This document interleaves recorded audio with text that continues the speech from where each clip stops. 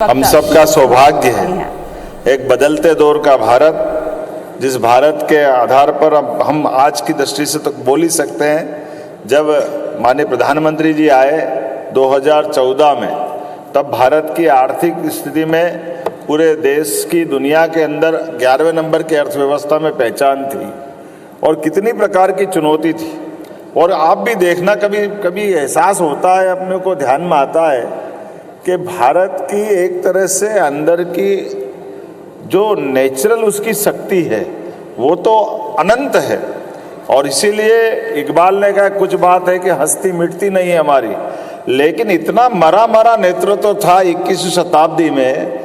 हर जगह हर कहीं समय का पालन भारत तो कर ही नहीं सकता है।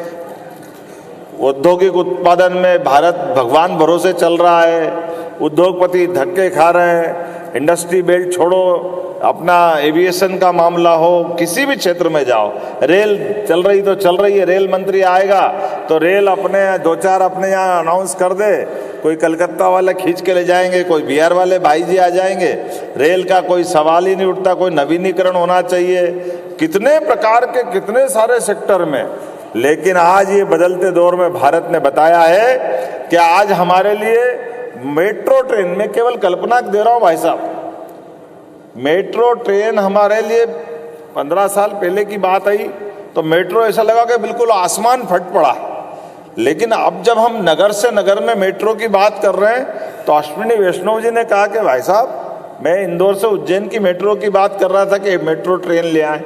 लेकिन टेक्नोलॉजी और व्यवस्थाओं पे कितना बारीकी से मोदी जी काम करते हैं। केवल एक उदाहरण देना चाहूँगा, आज स्टार्टअप डे है। नव उद्यमशीलता के मित्रों के लिए जोरदार अभिनंदन करो जो हमारे अपने देश ने उन्नति की। उन्होंने कहा मेट्रो ट्रेन आप लाओगे तो उसकी स्पीड अधिकतम 80 है और एक्चुअल में वो मैदान में चलती तो बहुत तेज भी चलेगी तो 60-50 से आगे नहीं जाती, और बार बार रुकती तो स्पीड उसकी एवरेज 25-30 चलेगी। लेकिन कास्ट उसकी बता नहीं सकता। और हमने कहा इंदौर उज्जैन में डालना, तो उन्होंने कहा कुछ मत करो, आप तो वंदे भारत मेट्रो हम दे देंगे आपको। तो आपकी जो ब्रॉड गेज डली डली है उसी पे वो उसी प्रकार के डब्बे इंजन के साथ में इसकी स्पीड 160 की रहेगी, पैसा एक नहीं लगेगा, केवल इंजन और डब्बे रखना आपको। ये जो समझ के साथ अंतर आया है, मैं ये इसलिए बता रहा हूं कि 10,000 करोड़ की हमारी पटरी डलने वाली थी इंदौर से उज्जैन में, 40 किलोमीटर की, 10,000 करोड़ की। और हमारे लिए पूरी वंदे भारत मेट्रो सब मिलाएं तो 800 करोड़ की होगी, ट्रेन का भी खर्चा आ गया उसमें। लेकिन ये जो वंदे मेट्रो ने जो स्पीड पकड़ी है, मैं इसके पीछे भाव इतना बता रहा हूं कि हर एक वो चीज में, आज मैं औद्योगिक समिट में जहां बात कर रहा हूं तो वर्तमान के दौर में एक एक उद्योगपति, मैं सच्चे अर्थों में आपको बधाई देना चाहूंगा। परमात्मा ने ये हमको जन्म दिया है, ये हमारे हाथ में नहीं है, लेकिन हमारे हाथ से अगर 2 लोगों का भला हो जाए तो अपना जीवन धन्य होता है। लेकिन उद्योगपति तो कई कई परिवार का भला करते, मैं आपको बधाई देता हूं, आपका अभिनंदन करता हूं। सच्चे अर्थों में 2 रोटी खाने के लिए तो परमात्मा ने सबको अपना पेट दिया है, लेकिन मैं अपने लिए जिए तो क्या जिए जमाने के लिए तो आनंद है। आज के इस दौर में इसी बात की आवश्यकता है। हमारे लिए वेद वाक्य है, सर्वे भवन्तु सुखिनः सर्वे सन्तु निरामया। ये केवल बोलने के लिए नहीं है। सब सुखी कैसे हो सकते हैं, सबका भला कैसे हो सकता है, जब हम अपनी अपनी भूमिका सच्चे अर्थों में निभाते जाएं, हम अपने अपने काम को सच्चे अर्थों में करते जाएं। मैं इस मामले में, युद्ध का समय हो तो योद्धा की पहचान युद्ध में होती है, जब वो हथियार से, अपनी वीरता से, अपनी गंभीरता से, धीरता से अपने प्राणों की बाजी लगा करके उस मौके पे विजय दिलाता है। लेकिन वो योद्धा जो विजय दिलाता है, उससे कम भूमिका हमारे ये तमाम नव उद्योगपति और उद्योगपतियों की नहीं है। ये भी तमाम प्रकार के झंझटों के बीच में आज उद्यमशीलता के बलबूते पर पुनः सोने की चिड़िया के रूप में भारत को बनाने के लिए अपनी अपनी भूमिका लगा करके कहां से कैसे कैसे काम करने की हिम्मत ला रहे हैं। ताली बजाओ तो जरा जोरदार तरीके से बजाओ आधे। ये बात सही है कि आज हमारे बीच में से कोई अहमदाबाद से यहाँ कोल भंडार है और आपने कहा कि अपना अगर विद्युत के क्षेत्र में आना चाहते हैं तो उसमें कितना अच्छी बात कि हमारा भविष्य बिना बिजली के कुछ संभव नहीं है और बिजली का महत्व कितने प्रकार से। लेकिन अभी हमने आपने भी देखा होगा हमारा प्रयोग, हमने अपने इन्वेस्टर समिट का तरीका लगाया कि एक लाइन से हमारे हेवी इंडस्ट्री है, आजकल तो एमएसएमई भी उनके पास है, उनके पीएस ने हमारी सभी विभाग की पॉलिसियों पे अपना प्रेजेंटेशन दिया।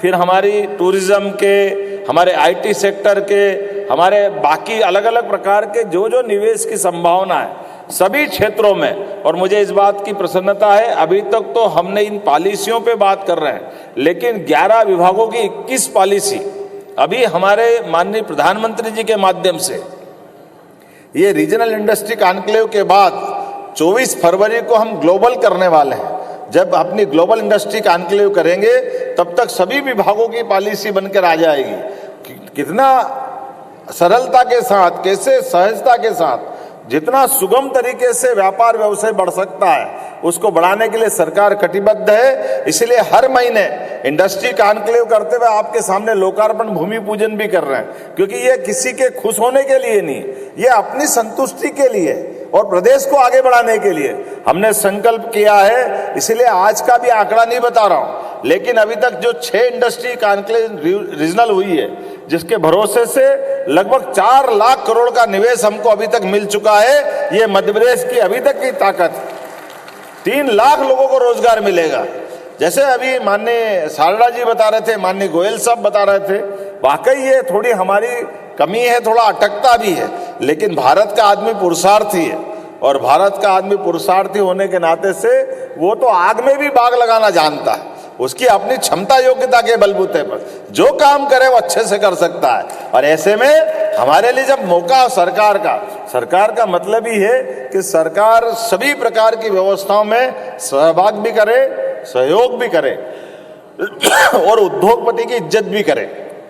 कोई अगर इन्वेस्टमेंट करने आ रहा है तो स्वाभाविक रूप से उसके मन में क्या रहेगा, ये बात तो सही है कि कोई व्यापार व्यवसाय करेगा तो अपने व्यापार व्यवसाय की भी सोचेगा, लेकिन अनुकूलता कैसी है। राज्य के अंदर हमारे यहाँ परमात्मा की दया से कोई औद्योगिक लेबर की परेशानी नहीं है। यहाँ कोई लेबर इंडस्ट्री के माध्यम से कभी कोई लेबर की इस तरह के व्यवहार ही नहीं है जो बाकी जगह है। इसी प्रकार से हमारी इन्वेस्टमेंट की पॉलिसी भी कैसी है, जरा टूरिज्म के सेक्टर में अभी तो आप बताइए, होटल भी डालना है अगर आपको 100 करोड़ की, तो 100 करोड़ की होटल के माध्यम से 40 करोड़ तो हम एक झटके में आपको लाभ देने वाले हैं कि हमारे यहाँ अगर इन्वेस्टमेंट कर रहे हो तो हम आपको 40 करोड़ का लाभ दे रहे हैं, क्योंकि होटल से आपका अकेला का भला नहीं हो रहा है। एक होटल अगर खुलता है बड़ा तो कई सारे लोगों को रोजगार मिलता है, जो प्रत्यक्ष मिलता है, अप्रत्यक्ष रूप से तो अलग से मिलेगा। आईटी सेक्टर के माध्यम से भी इसी प्रकार के इन्वेस्टमेंट के अलग अलग प्रकार के लाभ हमने दिए। इतना ही नहीं, अभी तो हमने रेडीमेड गारमेंट्स से लेकर के जो कई प्रकार के रोजगार परक इंडस्ट्रियां हैं, इनके मामले में तो 200% तक हम अपनी इन्वेस्टमेंट को करने वाले व्यक्ति को मदद दे रहे हैं। बिजली, पानी, सड़क, इसके अलावा लेबर भी, अगर एक लेबर 4000 लेबर की इंडस्ट्री डालेंगे तो रेडीमेड गारमेंट्स में 5000 रुपया प्रति लेबर इंसेंटिव 10 साल तक मध्य प्रदेश सरकार देने वाली है। फैक्ट्री आप चलाओ, लेकिन रोजगार परक फैक्ट्री चला रहे हैं, तो हमारा काम मदद करना। इसके पीछे भावी इतना है कि हमारी ये बड़ी आबादी है और हर क्षमता के साथ, योग्यता के साथ मध्य प्रदेश के एक एक युवा को, एक एक गरीब आदमी को, या जिसकी जैसी क्षमता योग्यता है, जो टैलेंटेड है उनको भी, जो स्किल्ड हम टैलेंट उनका अपना निखार करके ट्रेनिंग कराना चाहते हैं, तो सब प्रकार के ट्रेनिंग देने वाले इंस्टीट्यूट को भी बढ़ावा दे रहे हैं। अर्थात हमारे लिए परमात्मा की दया से ये 9 करोड़ का परिवार, जिसके आधार पर मध्य प्रदेश ने हमने संकल्प किया है आने वाले 5 साल में हमारी जीडीपी डबल करने वाले हैं। हमारे अपने आर्थिक स्रोत डबल करते हुए एक एक क्षेत्र में मध्य प्रदेश को आगे बढ़ाना है। इसलिए केवल इतना ही नहीं, हेल्थ सेक्टर में भी हम कर रहे हैं। आप हॉस्पिटल खोलोगे, हॉस्पिटल पे भी सब्सिडी है। आप स्कूल खोलोगे, स्कूल पे भी सब्सिडी है। विश्वविद्यालय के अंदर भी एक विषय का कोई विश्वविद्यालय नहीं रहेगा, एक विश्वविद्यालय में सभी प्रकार के कोर्स खोल सकते हो।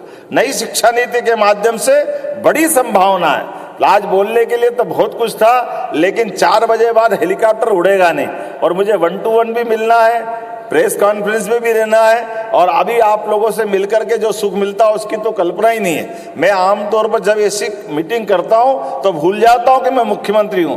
मैं मुख्य सेवक की तरह से सुबह से लेकर रात तक ऐसे आनंद में डूबता हूं, और सब बाहर से आने वाले लोगों का, क्योंकि आप सब मेहमानों के माध्यम से हमारे इस आयोजन का मूल उद्देश्य यही है। बाकी कोई और समय हो तो आप फीता काटो, बाय बाय करो, 2-4 भाषण ठोको, घर चले जाओ, लेकिन यहाँ इसकी जरूरत नहीं है। इसलिए प्रेम से सारे अपने अधिकारियों के भाषण भी सुनता हूँ बहुत अच्छे से। मौका पड़ता तो अपने सारे उद्योगपति भी अपने विचार व्यक्त करें, क्योंकि जब हम ये विश्वास कायम करेंगे कि खाली करने के लिए नहीं कर रहे हैं, कर कुछ पाने के लिए कर रहे हैं, और कुछ पाने में मध्य प्रदेश का भी भला होगा, इन्वेस्टमेंट करने वाले वो भी अपनी इंडस्ट्री सफलता से चलाए, और कुल मिलाकर के जैसे मैंने कहा है, परमात्मा ने सबको अपना अपना भाग्य दिया है, सबके हाथ में कर्म दिया है, तो प्रारब्ध के माध्यम से हम जितना बेहतर से बेहतर कर पाए वो शुभकामना है मेरी अपनी ओर से। राज्य में ये शहडोल जैसे हमारे एक धार्मिक कई कारणों से इसका बहुत महत्व है, लेकिन कई कारणों से इसका विकास रुका है, लेकिन सबका समय आता है। मैं गारंटी कह रहा हूं कि अब समय आया है हमारे शहडोल का, अनूपपुर का, उमरिया का, जो एकदम से बहुत सारे क्षेत्र में आने वाले 2-5 साल बाद ये एक नए प्रकार से पहचाना जाएगा। मेरी अपनी ओर से बहुत बहुत बधाई। मुझे बताया है कि ये यहाँ जिस इंजीनियरिंग कॉलेज के कैंपस में हम लोग यहाँ कुछ ब्रांच खोलने की बात कही है, तो स्नातक स्तर के बीटेक पाठ्यक्रम को आगामी सत्र से कंप्यूटर साइंस के साथ नई टेक्नोलॉजी और कई प्रकार के ड्रोन और जो आपने मांगा है वो सब देने की घोषणा करता हूं। मेरे पास ये पत्र आया हुआ है आपके माध्यम से। यहाँ एक बाईपास देने की बात कही है, अनूपपुर शहर में बाईपास के लिए कुछ बताया गया है, तो निश्चित रूप से ये लंबा चौड़ा बता दिया है, लेकिन इसको भी देंगे। आपके अनूपपुर में बाईपास देने की घोषणा करता हूं, और इसके अलावा भी विकास के काम के मामले में तो हमारी सरकार ने तय किया है, ऐसे किसी मामले में हमारे लिए जब विकास की बात करते तो विकास के मतलब केवल भौतिक अधोसंरचना नहीं, जीवन में सभी लोगों का भला हो। इसलिए 4 मिशन जो माननीय मोदी जी ने 4 जातियां बताई, वो गरीब, युवा, महिला और किसान, चारों सेक्टर में हम बराबरी से काम कर रहे हैं, मिशन मोड में काम कर रहे हैं, और परमात्मा करेगा निश्चित रूप से यश मिलेगा। ये तो माँ रेवा का क्षेत्र है, और माँ रेवा और सोन के क्षेत्र के अंदर, यद्यपि ये मध्य प्रदेश तो नदियों का मायका है और इसकी किसी से तुलना नहीं हो सकती, लेकिन कहा गया है कि माँ गंगा हिमालय गंगोत्री से निकलती है, लेकिन उनकी पवित्रता, उनकी आभा, कीर्ति, आनंद कुरुक्षेत्र हरिद्वार में है। इसी प्रकार से सरस्वती का अपना महत्व है, लेकिन ये नर्मदा जी का एकमात्र ऐसा अपना आनंद परमात्मा ने दिया हुआ है कि जहां से निकलती है और जहां तक अपनी यात्रा पूरी करती है, रोम रोम से आशीर्वाद देती है, रोम रोम से आनंद देती है।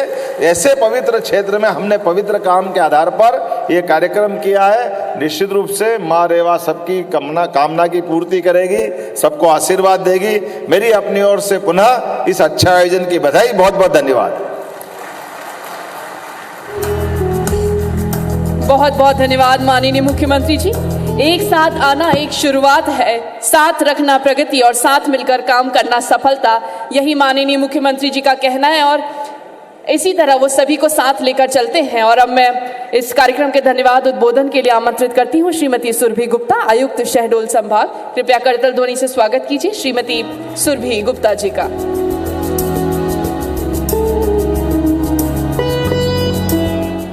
सभी को नमस्कार। सर्वप्रथम आज मैं प्रदेश के माननीय मुख्यमंत्री महोदय का धन्यवाद ज्ञापन करना चाहूँगी, जिनके प्रेरणा और मार्गदर्शन में आज के इस कार्यक्रम का आयोजन किया गया। इसके पश्चात मैं माननीय उप मुख्यमंत्री महोदय श्री राजेंद्र शुक्ला जी का धन्यवाद करना चाहूँगी। साथ